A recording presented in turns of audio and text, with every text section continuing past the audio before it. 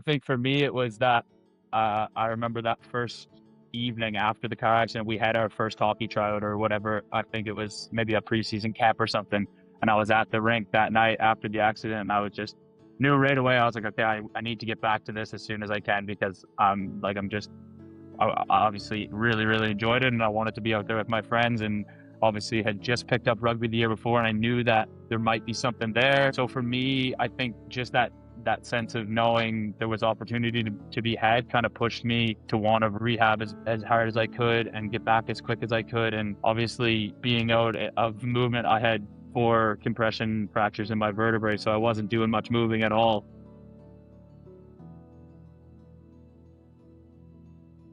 Hi, everyone, and welcome back to Trauma, Training and Transformation, the podcast that explores the deep connection between physical movement, psychological resilience, and personal information. The transformation between any form of athlete is important. During the series of podcasts, we've seen athletes, coaches, military personnel, and academics who understand that training is not only about building the body, but also about strengthening the mind, because movement is more than exercise. Movement can restore structure in chaos. It can rebuild confidence after adversity. It can also become a powerful tool for resilience, identity, and healing. Today's episode is no different. It's where we explore the psychological journey behind an elite sport. Join us today is Sam Miller, a Canadian international rugby player. His journey has taken him from Nova Scotia through the high performance pathway across the world, playing in both Australia and now Portugal. His story is one of commitment, resilience, and growth through movement and sport. Sam, welcome to the podcast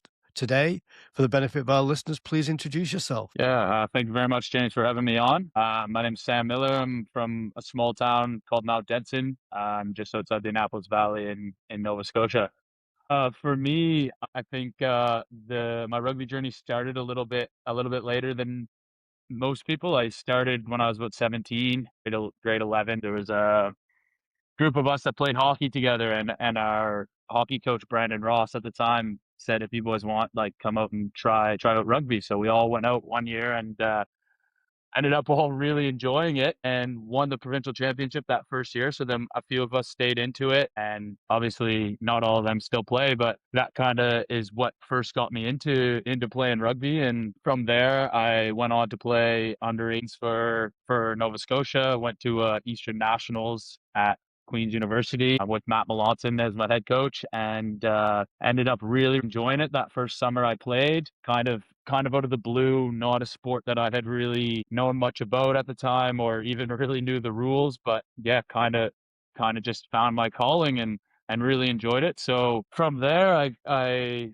went on to play another year of or started another year of high school rugby, but then COVID obviously kind of put that to a halt, and so took some time off. And then once COVID ended, some more opportunities started coming up. I got invited to go on a under 19 Nova Scotia tour to New Brunswick for Atlantics. Went there, and then at the end of that tournament had been confronted about being recognized by Rugby Canada age grade programs. So I then got invited to a under 20s camp, it was an under 18s camp at the time, and that ended up falling through due to I was in a car accident, and it just didn't work out. I was injured, so I couldn't go to that camp, which was unfortunate. But anyway, I recovered from the injury and went on to play with the under 9s for the Atlantic Rock. Went to a tour to Wales, went to nationals with them. And from there, kind of got confronted to go to under 20s camp. So I went to the under 20s camp, kind of out of position a little bit, didn't really know what necessarily I was going to be where I wanted to be playing. Anyway, didn't end up making that squad. So went home, decided, yeah, all good. I'll go to St. FX for university. Went on to St. FX for my first year university. Same kind of thing. COVID kind of held us back. So we did some inter squad 7 stuff and just played some inter squad games. Never really got any actual competition in my first year, which was unfortunate. But then moved on to play my second year, and we went on to win the university title that year, which was awesome. And then from there, went on to play as an overager with the Rock, the Atlantic Rock. I was an overager, and I went to nationals, and from there had got scouted from Phil Mack. He gave me a call. He was the coach of the Canadian Development Academy, and he gave me a call and basically said, listen, like very impressed with how you're playing, and we'd like to give you a shot. Kind of told me that he saw me as a front rower rather than a back rower, which is what I was playing at the time. And I right away I automatically knew I wanted to do that when I got that call. Packed up my bags. I think within 5 days of getting that call, I moved out west, and yeah, coach hopped for a little bit. Ended up spending 3 years there. And, from there, I went on, got invited to my first senior men's camp. To the camp, unfortunately, got sent home from the camp at the end. Didn't make the tour, which was it was okay. And anyway, I kept working and kept working. And coaches said, "Listen, like there's going to be opportunities, so stay consistent." And so I did, and ended up getting called up due to injury or unavailability or whatever it was. Ended up getting called up and went on the Pacific Nations Cup tour in 2024.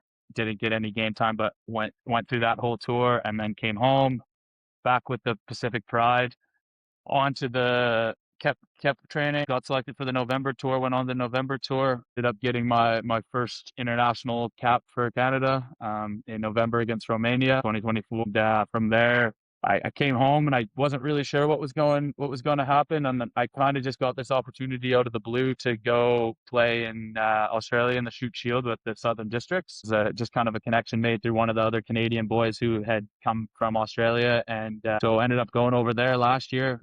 Played there, unbelievable time, a very memorable experience. Anyway, came home, and after that season, got selected for the November tour again this year, and played against Romania, Georgia, and Portugal. And then on that tour, ended up getting a call from Benfica. Actually, I came straight from the tour straight here, and now I've been here playing ever since. Thank you for sharing that. Your journey has been very fast in the sense that you've come to rugby quite late in your youth development, but your learning curve has been huge. And every credit to you, you're taking those opportunities with both hands. And just look back at your early development playing hockey being such a robust, physically demanding, but also a team identity culture. Do you think that had a massive impact on how you quickly adapted to rugby? Yeah, I think along with most team sports, they're very similar in the aspect of you want to do it for your teammates, and it makes it easier to show up because you know you're going to be there with your teammates, and you might show up to first practice of the year and maybe be a little bit nervous, but you have that sense that you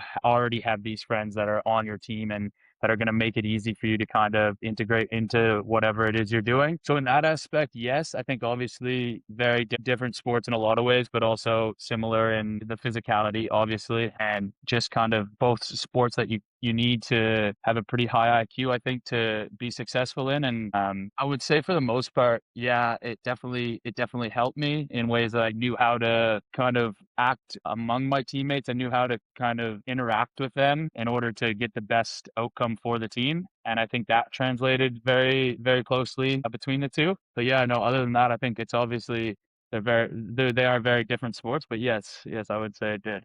You had really differing experiences growing up with rugby, with some early setbacks and adversity. One with COVID, I think that had a massive impact on a lot of youth development in sport in Nova Scotia, but the world entirely. And also your accident. How did you feel knowing that there was sport out there and physical activities? How did that help you stay focused, knowing that there could be or should be a way back? I think for me, it was that I remember that first evening after the car accident, we had our first hockey tryout or whatever. I think it was maybe a preseason cap or something.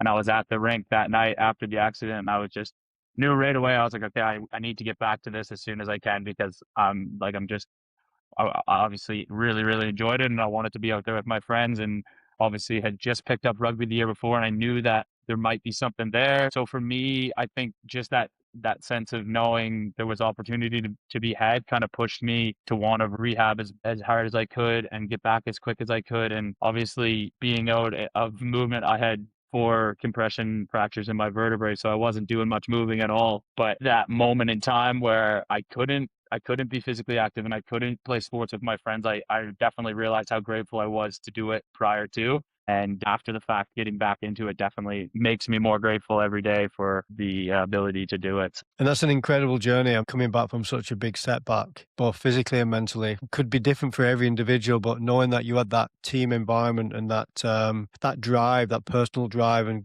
determination to get back is a great asset, and I really appreciate you sharing that. In your early days with rugby, you mentioned Matt Melanson. He's one of many, many unique individuals in Nova Scotia that helped drive the culture and the success of rugby. So it would be one of the many people, if not many people, who helped shape your mindset and identity, not just as a player, but also as an athlete. Yeah, obviously I got to give credit to my parents. They both were athletes growing up, and as a kid, just always had there was always a competition to be had at whatever it was, family events or family game nights, whatever it was. There always had to be a winner, always had to be a loser. So I always kind of had that competitive mindset. But in terms of rugby, I would say Axel Lawrence, for one, has been absolutely massive in my life. He's been around since I was a kid, like since I was started playing rugby, lives close to home. Now more so a friend rather than a coach necessarily, but yeah, man, he shaped me in massive ways. And yeah, Matt Melanson can't thank him enough. He was the first one. I remember he came up to me after my first high school provincials, and he was like, I think it was during the medal presentation, and he came up to me after he introduced himself. He said, "Hi, like I'm Matt Melanson. If you're interested, like we'd love to have you come out and play for the Nova Scotia Celtics this summer." And that just to me, that gave me that sense of confidence, and I was like, okay, wow, like maybe I am actually pretty good at this. So yeah, I can't thank him enough. And he obviously coached me that first year, and I still text him all the time, and he watches my games, and we still converse quite a bit. But yeah, I'd say those two were massive. And then moving forward into my career, Phil Mack, he just an incredible bloke, one of the best Canadian rugby players in my opinion to ever play the game, and he just kind of not necessarily took me under his wing, but took all of us under his wing at the Canadian Development Academy and really gave us that sense of pride to play Canadian rugby. It wasn't necessarily just about rugby, but like being a Canadian rugby player and how unique that is, which is super special to me. And yeah, that he's an incredible man, and he's helped me a ton. So I would say those three for sure would be the big one. Every one of them deserve their own credit. They are giving something back to the game every week, and it's a credit to rugby in Canada that you have people like that who are dedicated and supportive, both as a coach but also as a human being. Now, you mentioned earlier on about your parents being part of being sportsmen or athletes, and obviously your resilience to come back from an accident, also pushing through COVID, but also setbacks of not being selected, even though you put the work in. Looking back during your times, especially around rugby, can you just explain when was the first experience you had of what discipline meant, not just as an athlete, but through the training? Yeah, I think honestly it started before I played high level rugby. When I was in university, I always had a full course load, and I was playing junior B hockey at the time as well as club rugby. So in that time of your life, there's a lot going on and there's a lot on your mind. And for me, kind of my outlet was to, okay, in the morning, I'm going to go to the gym and do my cardio. And if I can make myself do that for an hour every morning, then I can easily go and sit in the library for an hour and study after class. And I think obviously there's benefits to doing the cardio. You feel that sense of completion, and you feel like you've accomplished something before your day even starts. But in the sense of how it relates to the discipline, I think it's more so, okay, if I'm willing to do this for myself for whatever period of time, then I can kind of match it with whatever I needed to do that day, whether it was study or go to class or do a project or whatever it was. So I would say it started then, and then obviously it made that transition into the elite sport much easier because I had that routine, and my body expected that, and my mind knew how to kind of stay focused and determined all day, whether it was I had to go to hockey practice that night or rugby training or just wanted to go to the gym that night, whatever it was, to maintain that focus all day, knowing that there was a job to be done at the end of the day. I think is a great skill set that I picked up along the way. What you touch on a little bit there is about the physical preparation, to put the hard work in, the runs, the tackles, the strength and conditioning, the dieting, stuff like that, which helps you to prepare physically for competition. What was really key also there is you talked about your own self-sacrifice, knowing that you'd have to put in some off-field work for school, the late hours of revising for any test or putting the work in, learning the topic. But do you touch a little bit on the mental resilience side as athletes? Because in rugby, there's a lot to overcome injury, poor results, poor performance. How does your mind work then in, I guess, getting used to those exposures, and how can you learn from them experiences for it not to repeat again? Yeah, I think kind of transitioning from that university lifestyle into the elite rugby lifestyle and having to do, obviously, it's not a full professional thing in Canada. So when I went to that development academy, I was working labor all day and then going to training that night. So to be able to be willing to do that, I guess, is discipline in itself. But to be able to do that for 3 years straight is a whole nother thing. So I think for me, I just always had a reason why, and I could always kind of tell myself, hey, if I suck up this day of work, I'm gonna get to go run around with my friends on the field, you know what I mean? Or I'm gonna get to go to the gym and try to get stronger, try to get better. And it was almost like I used it as motivation to get through whatever I was doing that day. And yeah, I think obviously some of those trainings when it's December and it's I was on the West Coast, so it's pouring down rain or maybe snowing and it's cold and you've just worked outside all day and your body hurts. Like it is tough, but it's when you finish that training session and you get back into the sheds and you're like, wow, okay, that wasn't that bad. And you feel so good afterwards. I think you can always look forward to that sense of relief after you've done the hard work. And so for me, I think the mental resilience has been a massive, massive part of it. And I remember when I first got to the Pacific Pride, Phil Mack said to us, he said, like, you're only going to take out of it what you're willing to put in, and that's kind of stuck with me forever. I know that there's no one's making me be there, no one's forced me to do this. So for me, I find it pretty easy to keep myself consistent and keep myself willing, and I can kind of just tell myself, okay, you're doing this because you love this, and you're doing this because you want to get better and all that sort of stuff. So yeah, it's definitely a massive part of the game. I'm going to take my hat off to you and all your fellow colleagues, especially people in Nova Scotia. The young athletes are traveling miles day in, day out to get to training, get to competition. The financial sacrifice, actually, sacrifice of families really can be quite a heavy load. And so every credit to you guys. And once you've made it to that high level, that sacrifice doesn't stop, does it? You still got to incorporate positive behaviors, positive training habits. So if you look back at your time at the Pride, what stands out as being something that has helped you to where you are today? I think the professionalism at the Pride it set such a high standard for me and for myself and just everyone around there.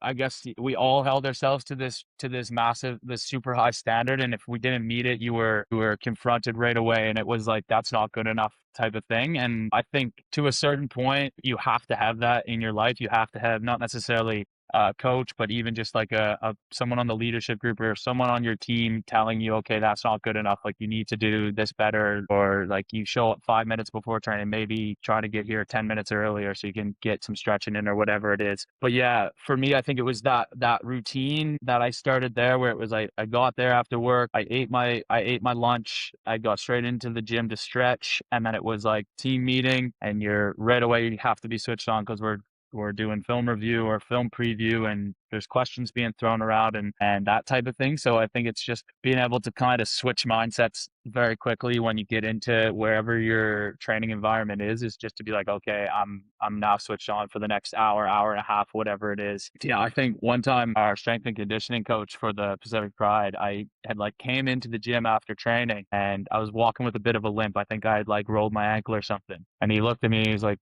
are you okay? And I was like, oh yeah, like I'm just a little bit sore. And right away he was like, all right, you can leave my gym then. And I was a young kid and I was like, wait, like what? Like why am I getting kicked out? I just told him I'm sore. And the next day I went in to meet with him about it and he was like, listen, like I didn't meet, like I wasn't, it wasn't a punishment. It was because I expect more from you. Like you can, when you come in here, everyone's sore, you know what I mean? So you gotta find a way to kind of push through that for the 2-3 hours you're in there. And then you can be sore when you're at home, he said. And that's stuck with me. So now I try my hardest whenever it is, if you're scheduled, you're training in the morning or you're training at night, is like you get there, you know how long you're going to be there, and you just stick it out no matter how you're feeling. And afterwards, you can recover as necessary, or you can rehab as necessary, whatever it is. But in the moment, just to be switched on, I think it is so so important, and definitely carried that from the prides. Physical training is high intensity, strength conditioning, or whatever you're preparing for the next session. But often training is seen as where the real psychological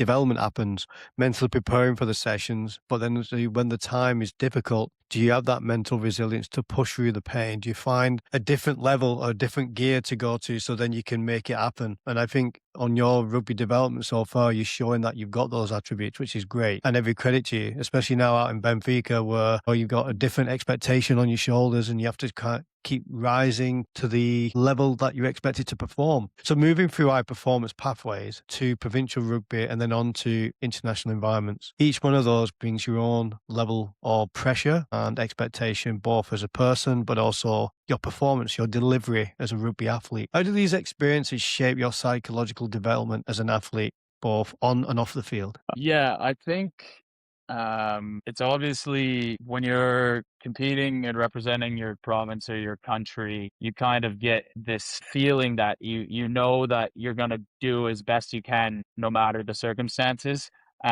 Whereas maybe when you're playing for a club that you haven't been around your whole life, or a club that you don't know much about, you might struggle to kind of find that within you. And I think for me, having felt that before since the first time I put on that Nova Scotia jersey, it gives me something to relate back to. And I remember that feeling and I'm like, okay, I'm going to do the best I can for this. I'm going to find that feeling for whatever team, whatever club I'm playing for, because I want to do it for my teammates, and I want to do it for the club. Like these guys have taken me in, they've made me a part of their family. So for me, it's, yeah, just kind of trying to relate back to that feeling of the first time you represent your province or your country or whatever it is, and try to switch into that. It's obviously you're not going to get the same type of nerves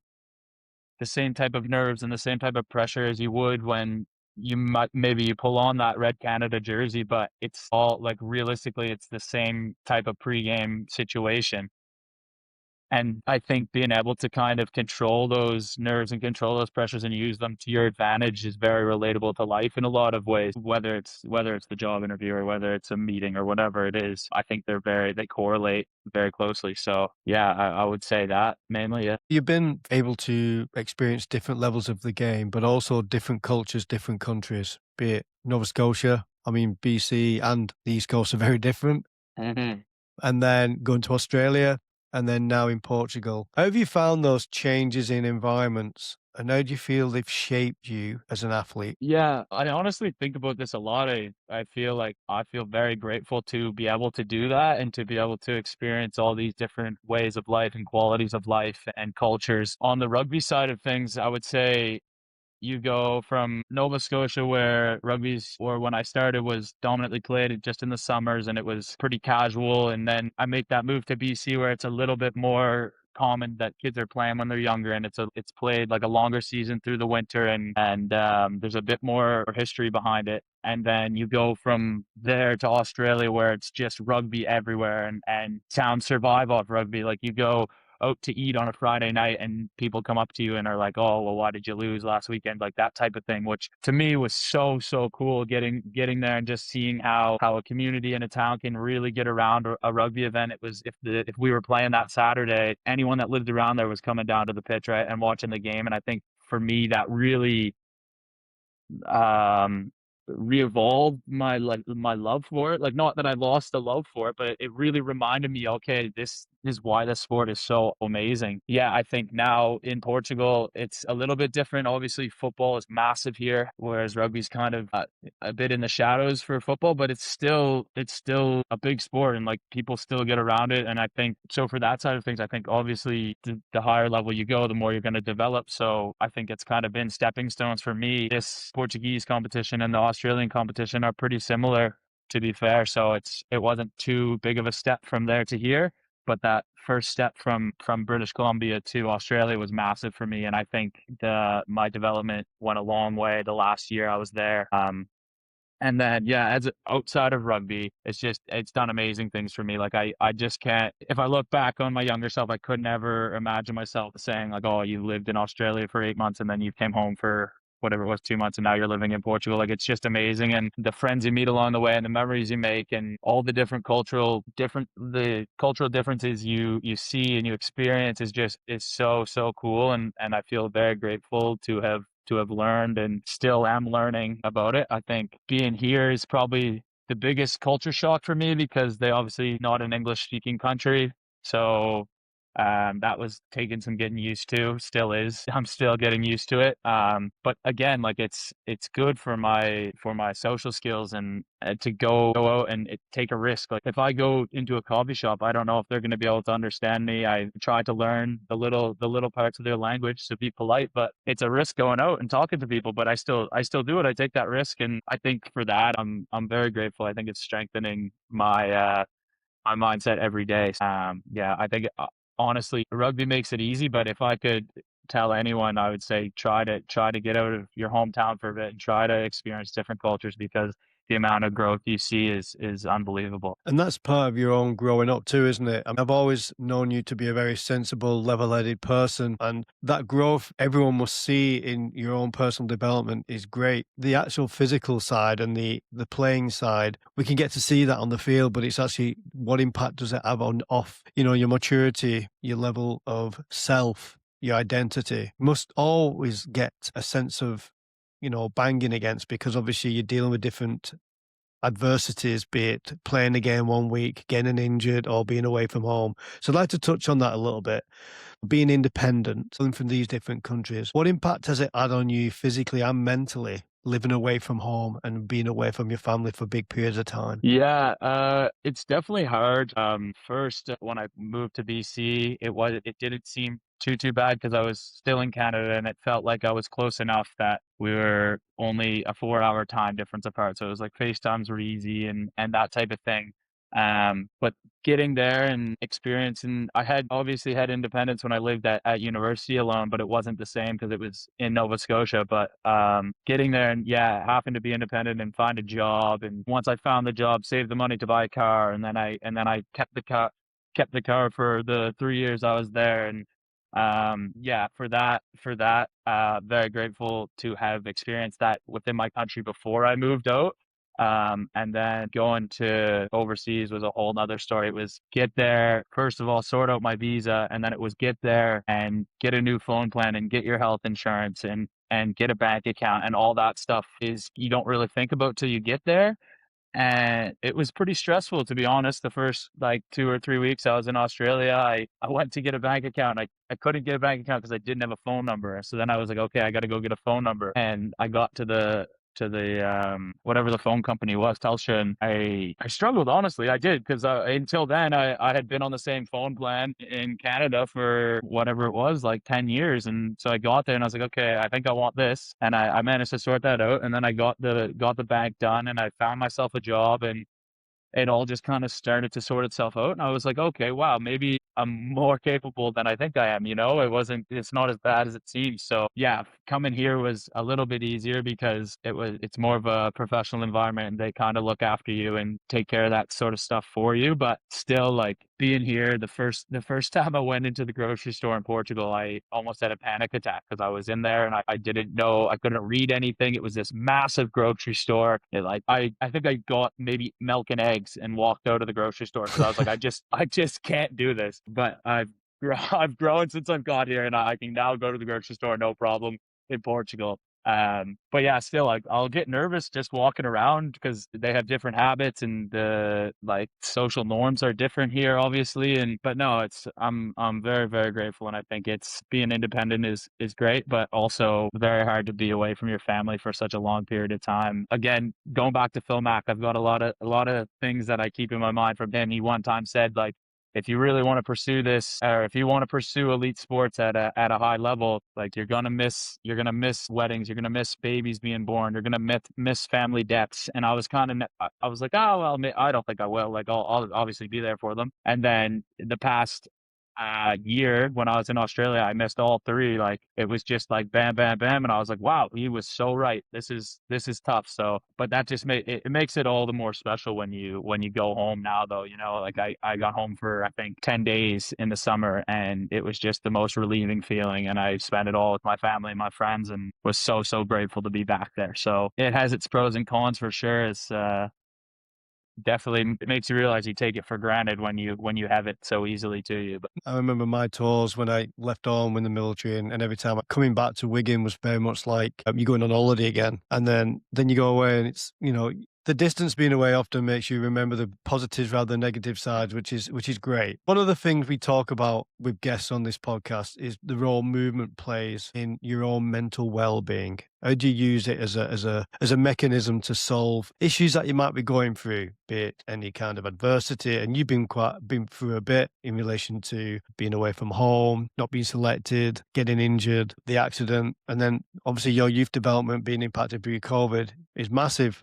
So, what role do you think training, physical movement, physical exercise played in maintaining your mental health and mental well-being through the ups and downs, especially through elite sport? Yeah, I think for me, knowing knowing that you've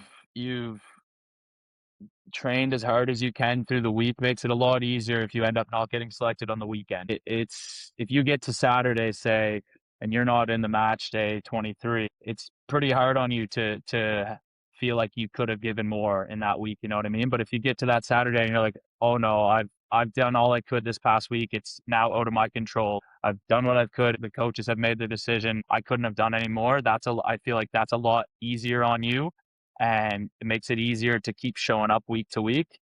Uh, You touched there about using physical exercise and then not being selected in games often. If you've given your all, you can accept it a little bit better. And if you hadn't. So, how does training help you with your emotions then? How to regulate that so then it doesn't become too overbearing for you? yeah, I think obviously you going and training releases endorphins and whatever that it does to you to kind of make you feel a little bit better. I think getting maybe you have a bad day at work or you have whatever it is that kind of has you in that bad mood. For me, when I go out and run around on the field with my friends and get a good sweat going and get my mind off it for a little bit because I'm focused on whatever that training day is, I think it just flips a switch in my head that it's okay. I'm healthy and I'm able to do this, and life's really not that bad. You know what I mean? It makes you kind of forget about whatever it was that had you upset, and also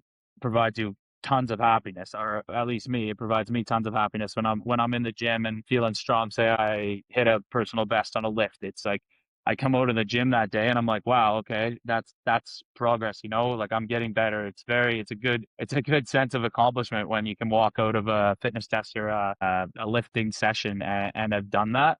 I think for me, like as many of you probably know what a Bronco test is, it's a fitness test in rugby where you run 20 meters back, 40 meters back, 60 meters back, and you have to do it as fast as you can in 5 times. And I struggle with it. And I think every single time afterwards, the next 10 minutes, all I think about is, wow, I could have gone faster on those first 2 reps. And that's kind of just a good example of how if you just go as hard as you can, you're not going to have that feeling of self-doubt afterwards. And when you reflect back on it, if you just think you've done all you can do, again, like it's out of your control, and you're going to get whatever time you get because you've gone as hard as you can.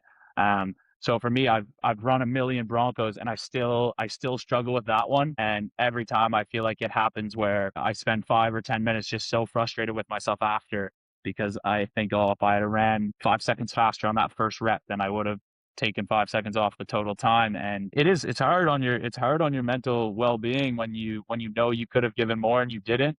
Maybe in another example, um, maybe not so much an elite sport, but if you just regularly exercise and one day you wake up and you're like, oh, I don't feel like going to the gym, or I don't feel like going for a run, or whatever it is.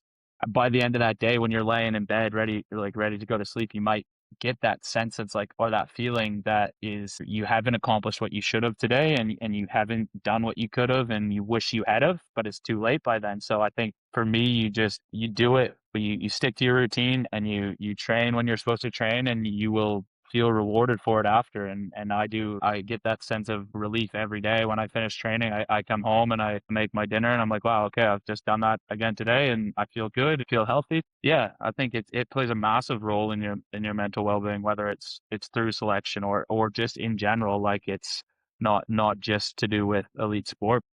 I think it's so good for you. Like I often tell my parents, I'm like, oh, if you're not too happy, just go for a walk. Like it doesn't have to be a crazy workout. Just go walk in the park for a little bit and you'll come back and be like, oh, that was a lovely walk, and your mind's kind of refreshed and you're feeling like, okay, like you've got fresh air and you've got your mind off whatever it was on before. So yeah, just those little things I think make a massive difference. Structuring your life where you've got a combination of physical activity and mental challenge often gives you that sense of achievement. So physical exertion can help clear your mind, as you mentioned, so you have that clarity of thought, but it also helps to maintain a balance between routine and reward, physical and mental well-being, and achievement. One thing that we don't often do as individuals is reward ourselves or pat ourselves on the back, because we're always challenging ourselves to be better, which is great, but accepting, you can get better. So in much as you were frustrating, thinking you could do quicker the first two sets, and that's great. It's admirable. You're driven, but at least you achieved that. And you've got something else to then drive for the next time. And then for the next time, it's having that personal goal will help push you on. But one thing that you also touched on earlier on in the conversation was about the accident. But what about injuries that you received whilst playing? How have they tested you psychologically? What have you learned from that experience, which has helped you then grow going forward? Yeah, so I've honestly been pretty lucky, knock on wood. Throughout my career, I've dealt with like a few minor concussions, a couple bump shoulders, but nothing too serious, luckily. Even yeah, missing for example, like the first concussion I got, it was kind of took a knock to the head in training one day. A couple weeks later, thought I was good to play. Played, took another knock, and ended up being out for like 3 months, I think. And it was my first year was going to be playing with the senior men's Celtics that year. I remember I was so excited to play for them. I had played age grade all the way through, but I had never played with the senior men, and it was like I'm playing with guys that have coached me. Like this is cool, and to basically get that offer to play for them or get that invitation to go to the camp, and then know in my head that I wasn't going to be able to do it was tough, and I think I kind of used that as a bit of fuel to try to rehab. Obviously, concussions are tough; you can't rush them. But I was seeing a osteopath every day and trying all these new types of treatment because I told her I was like I really want to get better as soon as I can. Anyway, I ended up actually getting better before that Atlantics for the senior men that year and ended up playing in it. And it was such a rewarding feeling. I was just went from being completely unhappy and disappointed. And even though there was nothing I could do about it, it was just a freak accident like it happens in rugby. It still you get into this mindset where it's like, oh well, I should be able to overcome this quicker, or like I should be able to be back by now. And yeah, I think once you do overcome it, you can just feel the switch in your mindset where you go from unhappy to happy so quickly. And yeah, other than that, I think like last year, for example, I got to Australia and I think it was our third preseason game.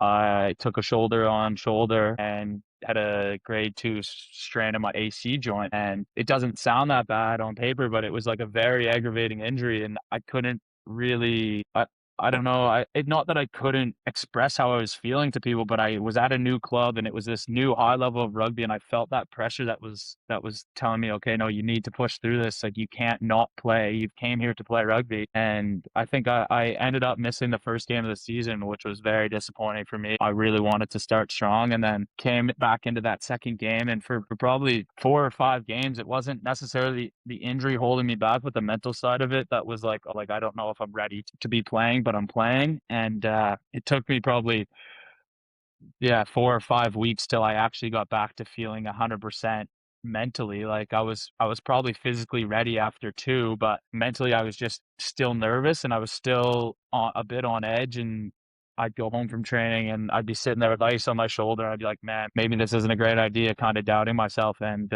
it's tough, really is. And I think like knowing now that I was by that time I was kind of in the mix with the national team and I knew the coaches would be watching my game. So after a game, maybe I go back and look back on the game and know that I could have done better, but also in part of my mind know that this is restricting me. Like I've got to figure out how to flip that mental switch to forget about the injury and remember that it's fine. But it's a very tough thing to do, and I've seen it with a ton of my teammates, and I've experienced myself. Obviously, like guys with more serious injuries, say coming back from ACL tear or something is terrifying for them, you know? Like I've talked to one of my best friends and after he came back from doing his knee and he was terrified for like the first 2 months he was playing rugby. He couldn't get out of this mental state, but he eventually did and you do get back into that routine. And I think like the more you or the more like experience I guess or the repetitions like more repetitions gives you that confidence back and you can gain it back really easily and once you get it back it feels great but no they definitely take a toll on you and there's such a common thing in rugby that you've got to have a way to kind of get around them mentally so I don't know I'm sure a lot of people use different vices to kind of forget about them but for me I guess I've tried to tell myself recently, like, don't force yourself back into it too soon because there's obviously more in the future to look forward to. So I don't want to risk injuring myself seriously. But then at the same time is like, okay, maybe I am all right. I'm just mentally thinking that I'm not. So yeah, it's definitely a tough situation to be in. Honestly, like the last 3 or 4 weeks I've been dealing with a bit of an ankle injury and it's been definitely pulling some strings in my head and I today finally got out to run and started running and I was like, oh, like I feel good, you know, like it's not maybe it was just that mental side of it that's like, oh no, I've done something horrible to my ankle, like I can't train. So I guess like for every injury it's different. Yeah, it definitely takes a toll on you. I've been as happy as I was when I came off that field today in a long time.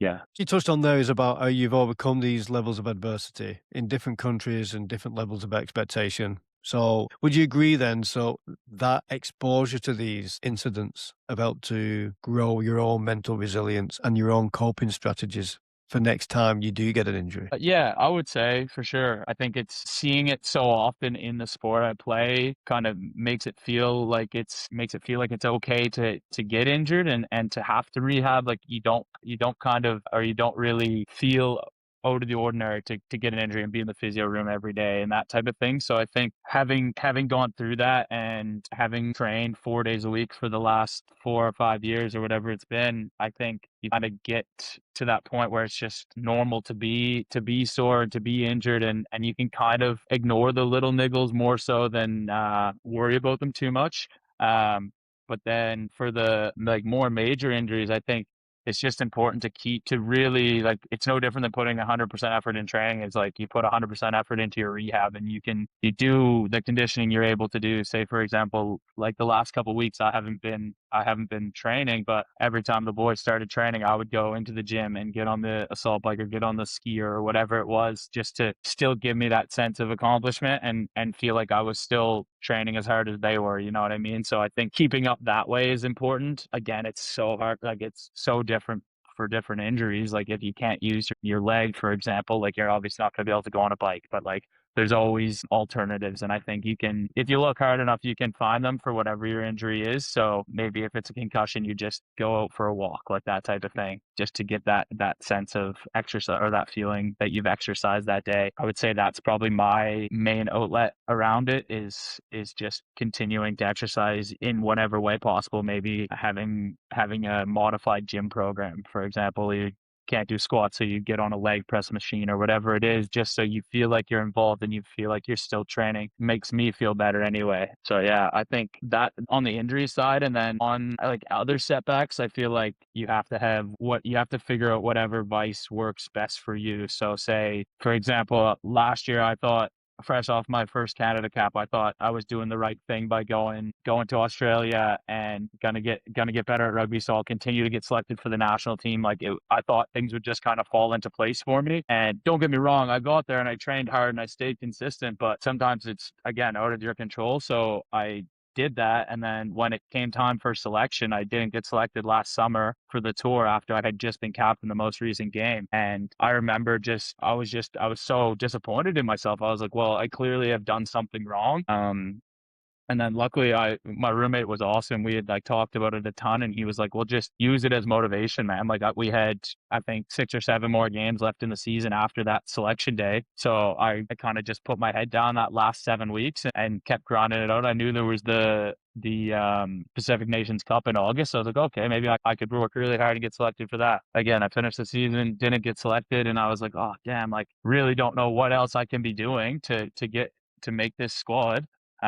Anyway, I just kept pushing through and eventually came home for 10 days and then went straight back out to the West Coast because I was like, I know I need to be playing rugby. Like there was not any rugby going on in Nova Scotia at the time. So I knew I had to be playing. Went out to the West Coast and got a new job out there, and I was running long days for like two months straight. I was up at 4:30 going to the gym, going to work until 5 p.m. after that, straight to the pitch to do my running session before the training.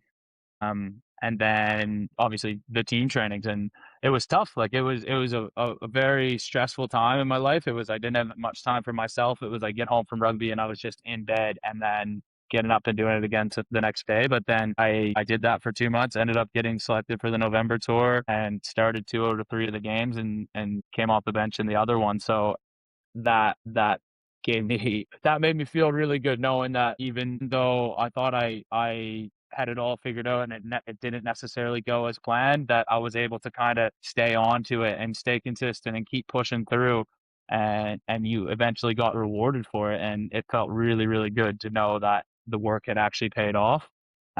So pressure is inevitable in elite sport, and you touched on it in your comment then. So when you're under pressure, both in competition or demanding training periods, what mental strategies do you use to stay focused and grounded? Yeah, I think I can relate back to earlier when I was saying you've got to find your reason why. Like when you start playing elite sport, you do it for a certain reason and whatever that may be, and it's probably different for every single athlete, but you've got to just remember that in the moment and remember that you're doing it because you love it and you're doing it because it's fun and again, like I said earlier, no one's making you do it. Like if you could get up and walk out of the gym if you wanted to, you know what I mean? So for me, that's kind of how I look at it. And I'm like, okay, I'm doing this because I want to do this and I want to impress myself and I want to get better for myself. So I think, yeah, having that type of mindset around it, maybe like you're mid set in the gym and you're just like not feeling it. You're in a cardio session and you're absolutely gassed and it's like, well, you could stop. You know what I mean? Like it's not like anyone's gonna get mad at you if you stop and just walk out. But like, why would you? You know what I mean? You've gone this far. Like you've done so much for yourself to this point. Why not keep going and go as far as you can? So I think for me, I guess that's more so specifically for training. But when it comes to like pressure in games, I think it's just staying calm and staying knowing your routine and knowing your role and having that self belief that you are ready and prepared for that game, whatever it is that week, and going out there and having confidence, I think is so important. Is to just to go and play with confidence. You know you should be there. You know you've done all the work to get you there. Obviously, you're going to feel pressure and you're going to feel nerves, and that's good and normal. But once you get onto that field, it's just a rugby game at the end of the day. You know what I mean? Like it's the same sport you've always played, and I think to remember that in the moment is so important, and not to overthink things. And you just remember, okay, I'm going to do like maybe you've messed up something the week before, so that could be like you have 1 or 2 things in your mind that you know you have to focus on that week rather than trying to bombard yourself with all this new information or all these new skills that you want to try. You just keep it simple and you do what you know you can do, and then maybe those 1 or 2 things that you know you wanted to work on. So yeah, I would say confidence and just not overthinking things when it comes to game time. I appreciate you sharing that, mate. And you're an incredible young man, an exceptional, talented rugby athlete. And I hope you all the very best in your career. And I'm sure you'll get many caps. And more importantly, you get to experience the world. But when you look back at your rugby journey or your personal journey so far, how has rugby transformed you as a person beyond the field? Yeah, I think like as we've touched on the whole podcast is the discipline side of things. Thank you. Discipline's such a massive part of life, and if you want to achieve a goal, you can't just do it taking the easy route. You know what I mean? Like I think in society we want things to be easy. We want things to be given to us and things to be laid out for us. Whereas like if you really work for it and you really when things get tough, you can keep pushing through and you can keep doing that. I think it translates so closely to life. And it's like maybe it's not okay, it's raining and this training session's hard, but maybe it's okay, I have all this stuff to do, plus these bills I have to pay, plus I have to look after my kid or whatever it is. I think they're still similar in the ways that you can be like, okay, I know it's tough, but there's gonna be light on the other side of the tunnel. And that's something I like to take with me. And I think it's obviously some things more serious than others, but at the end of the day, like if you're happy and you're doing what you know is right, and you can kind of relate those two things. I think for me, I try to have as much fun on the rugby field as I can and be as happy as I can on the rugby field. And when I get off the rugby field, I try to keep that exact same mindset, and I try to